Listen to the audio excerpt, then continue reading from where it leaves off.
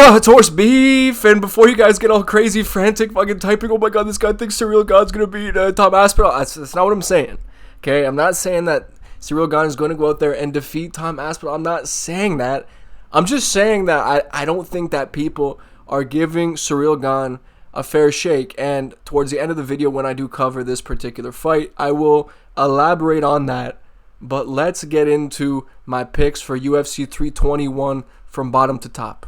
And we're getting started off with Jacqueline Amarim versus Mizuki. I'm just going to skip to the end and say Jacqueline Amarim wins. These Brazilian ladies seem to have a genetic advantage in there. They're built like dudes. That's not disrespectful. I just mean like they're fucking sculpted out of iron, man. They have crazy shoulders. They have weirdly big traps. I don't know. Brazilian chicks are just built differently, and I mean that in a literal sense. So yes, Jacqueline Amarim over Mizuki. I think Mizuki's been like a win one, lose one type of fighter. Jacqueline's been on a good run. I think she made Polyana Viana tap. Can't remember any of her other results. But let's move on to Azat Maxum versus Mitch Raposo. And I'm going to just outright say Azat Maxum. He looked great last time out. I forget who his opponent was. It may have been Bekov. And he looked good, dude. He actually looked quite good. He's well-rounded. These Kazakh fighters are beasts. They're well-rounded. I like watching them fight, and they're tough as nails. Maxum is legit, and he's going to run through Mitch Raposo. In my personal opinion, I'm going to say first round submission. I think you'll hurt him on the feet, make him tap when it gets to the ground. That's my prediction. I know Mitch Raposo, he's decent, but man, I got to go with my Kazakh boy right here, man. He's been looking pretty good. He's been looking pretty good, man. Then we get Hamdi Abdah versus Chris Barnett, man. These two tubsters. This is I guess a tough one to pick because Chris Barnett, he's had a tough run.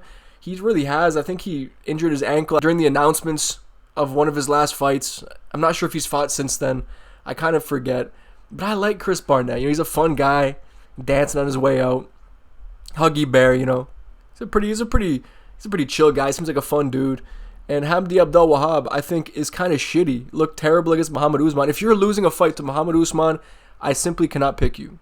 I simply can't. You got hurt by Muhammad Usman. Holy shit, man. He fucking looking like Mr. Krabs in there. Yeah, Chris Barnett. I'm gonna say a first round KO. And is this based off of hope alone? Yeah, probably. Right, Chris Barnett, he'll probably lose this one in all honesty. But I'm picking him regardless because I want it to happen. And like I said, Hamdi Abdah lost to Muhammad Usman, and that cannot go unnoticed. That's just a terrible look. Then we get Nathaniel Wood versus Jose Miguel Delgado. This is a really cool fight, man. I've been kind of high on Nathaniel Wood. I think like a year ago or some shit, man. It was one of my first videos. It must have been. I was talking about, or it was early on in my channel. I was talking about dark horses, and I mentioned Nathaniel Wood at 145. Man, he has good, well-rounded skills, and he's a solid boxer. I think that's his standout skill, and he can wrestle. But I worry about him against someone with the striking pedigree of Delgado. Delgado's nasty. He's long, he has that rangy style, and I worry for Nathaniel Wood when it comes to the knees, man. Those knees from Delgado are nasty. I can see him catching him with one of them and putting him down once again like he did against Hyder Ramil. But I rate Nathaniel Wood's overall skill set. I think he'll be able to stay safe. Like Hyder Ramil is just a bruiser, walks forward with his chin up in the air, and he has a crazy chin, and Delgado cracked it. Nathaniel's a lot more tricky than that. He will mix it up on Delgado, but I don't believe that Nathaniel Wood will be successful enough with the wrestling. I think he has to wrestle. To win this one. Otherwise, Delgado's going to piece him up on the feet. But Nathaniel Wood cannot be slept on. His hands are fucking slick, and he can give Delgado trouble. But I'm going to pick Delgado by a second round TKO. I think he'll break down Nathaniel Wood by the second round, TKO him. And then we move on to Walter Walker and Louis Sutherland. Louis Sutherland's looking, holy shit, man, what is that build? That's a crazy build on him. He looks like he means business too. But Walter Walker is a giant, and he can grapple. He has a crazy grappling pedigree. The fact that he's heel hooked like 3 dudes in a row is insanity. Now, I'm not backing him to get a 4th heel hook in a row, but I am backing him to sub Louis Sutherland. I'm gonna say first round submission, man. Walter Walker, yeah, he looked a little bit shit in his debut. Since then, has looked quite good, man. And that level of grappling, that level of jiu-jitsu at heavyweight, you don't see it too often. And I just don't think that Louis Sutherland will have enough for it. Plus, it's his debut, right? At this point, we've seen Walter Walker against much higher levels of competition. This may be a cold welcome for Louis Sutherland. So I'm picking Walter Walker by first round submission here, as I said. Then we get Abdul Karim El Selwady against Mateus Camilo. And I can see people picking Selwady here. I can see why they would pick Selwady.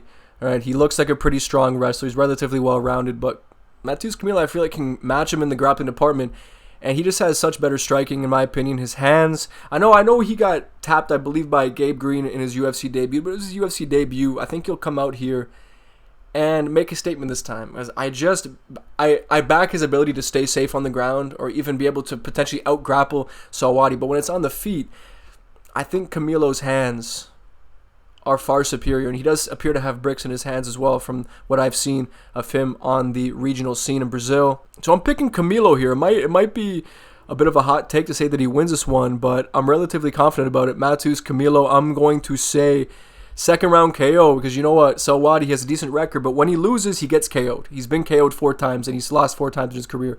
The guy's a bit chinny, and I think he gets chinned here by Camilo. And moving on up the card here, we get Ludovic Klein versus Mateusz Sherbeski. This is such a sick fight, man. Whoever made this fight, dude, give him a raise. This is a fantastic matchup. Ludovic Klein, Mateusz Sherbeski. And Sherbeski's been in some real career-altering wars recently with Oralby, and then just recently against Chris Duncan, I believe it was. Man, this guy has taken some serious damage, and that cannot be good for him. Ludovic Klein, I think, is just too crisp on the feet. I think he's a bit overrated. And I will admit, I've overrated Ludovic Klein. I've built him up. I've spoken about how he could be a potential nightmare matchup for, top contenders at lightweight. I've kind of came around and realized that he's a little bit too complacent. Right? He didn't really set himself apart from even someone like Roosevelt Roberts. I feel like he could have been a lot more dominant in that fight. He looked a little bit vulnerable, more than you would expect, man, from Ludovic Klein. But I just feel like his striking is so much more clean, and he will be able to outpoint Sherbeski. Maybe all that damage he's been taking recently will catch up to him. He may even get TKO'd here, but I'm going to pick Ludovic Klein by a decision, and I'm not sure how close it'll be either, because I feel like Ludovic has great hips. I know how that fucking sounds, but what I mean is great takedown defense, and also with his kicks, man, he can land those high kicks. He can get those high kicks up there from in the pocket as well. I worry about Mateusz Sherbeski here. I think Ludovic is just too crisp, too clean, and he'll get it done, right? Whether it's a TKO or a decision, I'm very confident about Ludovic Klein's victory here, but Sherbeski's a dog, and he has every chance here. And realistically, I'd like to see him win, man, because he's fucking entertaining as shit, very fan-friendly. So if he won this fight, hey, man, I wouldn't be complaining, but Ludovic Klein, I'm going to say decision. And moving on up here, Ikram Aliskarov and Jung Young Park, man. The Iron Turtle. I love the Iron Turtle. What the fuck just happened? Here we go. Ikram Aliskarov, Jung Young Park, the Iron motherfucking Turtle. Big fan of the Iron Turtle. And I'm picking him, man. And it could be bias, right? And of course, people will then point, Ikram Aliskarov is daggy. That's why you're picking it. Shut the fuck up. You nerds, man. You fucking nerds. No, Jung Young Park is just my guy. I pick him every single time. Every single time I pick him, because I love his marauding style. I love how he walks forward. Ikram Aliskarov is very dangerous in the first round, and we rarely even see him leave the first round, and that's why I'm picking Jung Young Park, because I rate Jung Young Park's ability to weather that early storm from Ikram. Ikram is very dangerous in the first. I'll say that, yes. But even though Ikram was in there for like under a minute against Whitaker, if I remember correctly, Jung Young Park has simply just been in there against such higher levels of competition. And I think he's ready for Ikram. I think he could weather that storm. Of course, Ikram hits hard, like I said. He can strike. But I believe as the fight goes on, especially if it leaves the first, Jung Young Park's forward pressure style, once he starts to find the jab on Ikram, this fight will change. And I could even see the Iron Turtle TKOing Ikram in the third round. I'm gonna say third round TKO from Jung Young Park after he probably gets hurt in the first. Because as I said, Ikram is very crisp, and Jung Young Park doesn't really move his head much, right? His style leaves him, very, very hittable. But as the fight goes on, that's when he picks up momentum. And against someone like Ikram Aliskarov, who, he's a round one fighter. We don't see what he looks like past the first, as I said. And I believe we'll see that here. And Jung Young Park will melt this dude in the third round. So I'm saying Jung Young Park, third round TKO. The Iron Turtle is the man, dude. I love watching him fight so much. And then we get Haqparast, Nasrat Haqparast versus Quillan Salkilled. Maybe a tough one on paper here at Quillan. He looked all right against Ash Moose, but in the third round, dude, he was looking like he was getting put in danger, and he looked so much bigger than Ash Moose as well.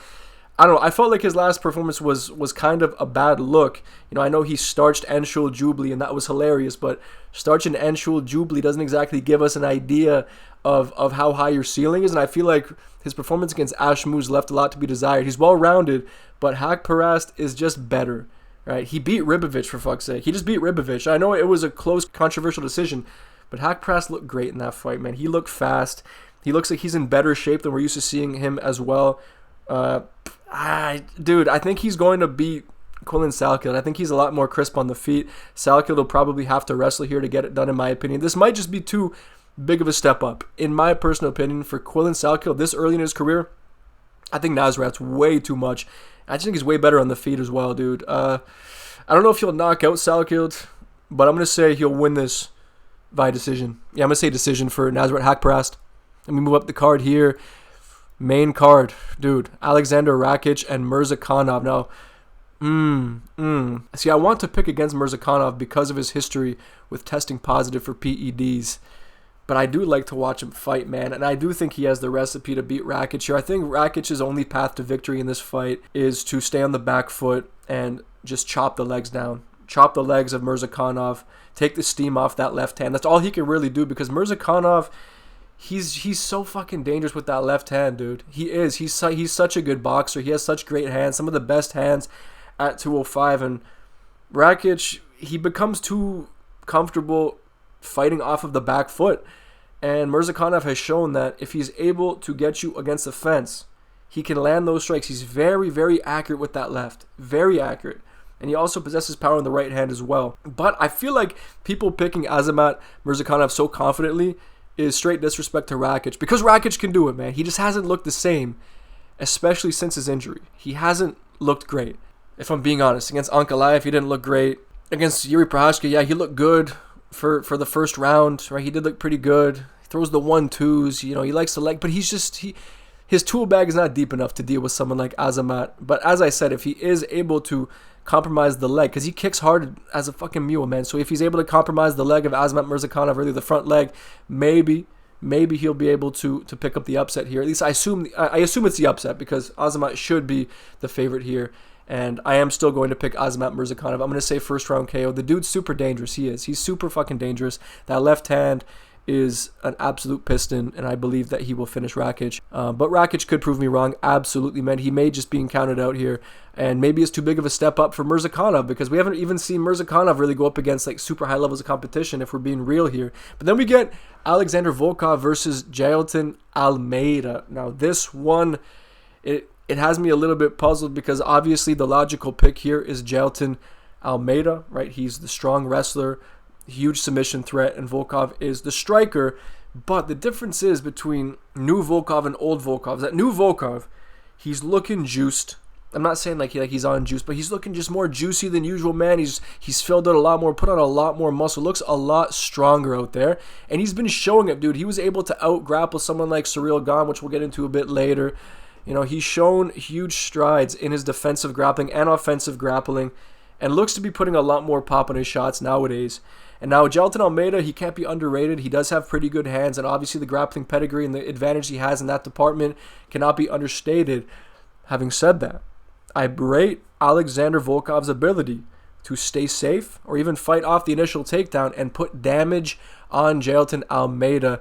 And I'm going to say that Alexander Volkov is going to get this one done by a second round TKO. I think he can do it. And similarly to how Curtis Blades was landing those elbows to Jacqueline while he had him up against the fence, right, trying to complete his takedown, I can see Volkov landing similar strikes like that, man, with that stature as well. And it just can't be easy to take down someone as big as Volkov, who's filled out so much more now. He's just a different fighter than he was a couple of years ago. And he beat Ciryl Gane. I get Ciryl Gane had his fucking broken toes or whatever. I don't give a shit, man. Alexander Volkov should arguably be the one fighting for the title on this night. And I think he'll get it done against Jacqueline Almeida. I think he's going to finish him in the second round. Although this is one that I am not confident in whatsoever. But I do back Alexander Volkov here. Although, hey, man. Oh, boy, this one. Oh, Umar Nurmagomedov, my favorite fighter on the roster. You guys know I love Umar Nurmagomedov. And as funny as it would be to pick Mario here and then Mario would go out there and win, Dude, I can't pick against Umar against Mario Batista. It's so easy, I guess, to look like a world beater against Patchy Mix. Mario Batista looked like a different version of himself against Patchy Mix, but it was fucking Patchy Mix, dude. Jakob Wicklacz just beat him.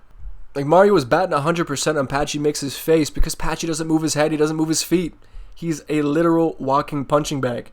Umar Nurmagomedov will not be that. He will be able to out-wrestle Mario, of course, and I believe he will be able to outstrike Mario, but Umar has to worry because his boxing is not great. His boxing is not great. His defense is not great. It just isn't, dude. He wings wild punches. He's not that technical on the feet, aside from his kicks. But his kicks are extremely fast. He might be one of the best kickers in the UFC. Of course, at 135, he's one of the best kickers. Like, Umar's skill set, as much as I clowned him after his loss to Merab because it was funny, Umar is super fucking good. He's probably a top 3 best bantamweight on the roster. Without a doubt, he's super skilled.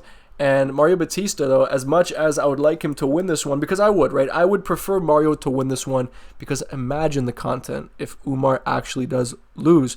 I just can't imagine him coming off of that loss to Merab, coming out here not looking to prove something. I think he'll maybe push for a finish here. I could see him making Mario Batista tap on the ground. Absolutely. He will be the superior grappler without a doubt. But dude, if Mario comes out here on the gas, and that's what he should do. Mario Batista, if he comes out here on the gas, pressuring from the first second of the fight, that's what gives him a chance here. Trying to make the fight technical with Umar will not go well for him. He has to put on the pressure, and that's it. If he wants to win this one, he has to do that, right? Because we've seen Umar Nurmagomedov wilt under pressure, but it was against Merab, right? And of course, Mario cannot be compared to Merab whatsoever. So, like, as much as I would like to use mental gymnastics to justify picking against Umar here, I have to pick Umar. He's going to beat Mario Batista, in my opinion, but I think it'll go all the way. Mario Batista, he's tough.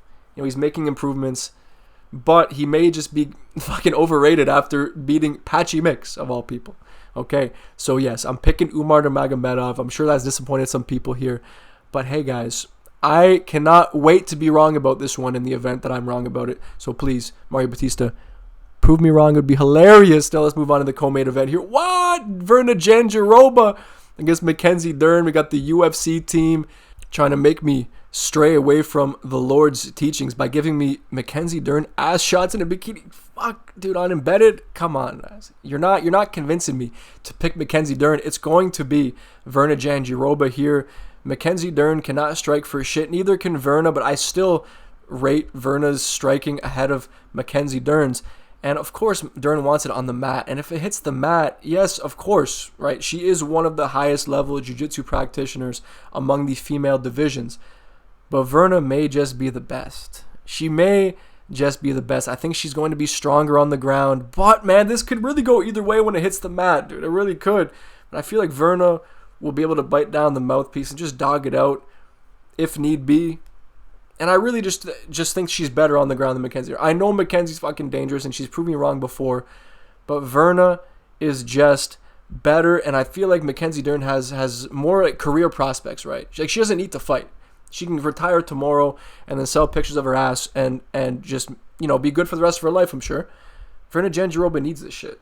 And she is going to make Mackenzie Dern tap. I'm going to say in the third round. Yeah, third round submission for Verna Jandiroba, new women's strawweight title holder. Woo! So fucking exciting. Now let's move on to the main event here. Tom Aspinall versus Ciryl Gane. Now, listen, I said earlier, this fight is so, and I'm sure you read the title as well, right? I think this fight is a lot closer on paper than people think it is. I believe that people are really, really underestimating Gane here, and I totally understand it. I totally understand it. But he's being overlooked, even though I still think that he will likely lose this one. As you look at Ciryl Gane, I get it. Bad looks all around. He's been filming movies, right? He's seemingly not all in on MMA these days. He robbed Volkov last time out, but then of course we do have to talk about the shattered toes. If he really did shatter all of his toes and fucking mess up his foot to this extent in the first round of that fight, you would expect that to affect his grappling, but it's not really an excuse because injuries do happen during fights. But could that explain him being out wrestled by Volkov, you know, someone who's not known for their wrestling? Maybe, But then again, I don't like to lean on excuses too much, because then you can go back and you can watch his fight against Francis Ngannou, right? Where he was out-wrestled by Francis Ngannou with no fucking knees, dude. No knees, and showed horrible fight IQ there. He did. He showed horrible fight IQ. He had top control on Francis Ngannou on the difference maker round, which is the 5th round, right? And then decides to drop for a heel hook and then just gives the fight away. So Ciryl Gane is a retarded fighter. He has horrible fight IQ. I'm not saying he's like Michael Chandler level, but his fight IQ definitely leaves something to be desired. But regarding the injury, I just want to draw a parallel to JDM against Gilbert Burns, right? JDM versus Gilbert Burns, he snapped his arm in the first round. He was getting taken down over and over again, controlled by Gilbert Burns. And people are saying, well, based off of that, surely Belal will do the same thing to him. But then he comes in there with no broken arm, right? Recovered from that injury and clearly set himself apart from Belal Muhammad, right? He was supposed to be taking down JDM at will, but it turns out it's not that simple, right? So can we base Ciryl Gane's ability to grapple defensively solely off of his showing against Volkov if he really did suffer that terrible injury in the first round? Maybe not.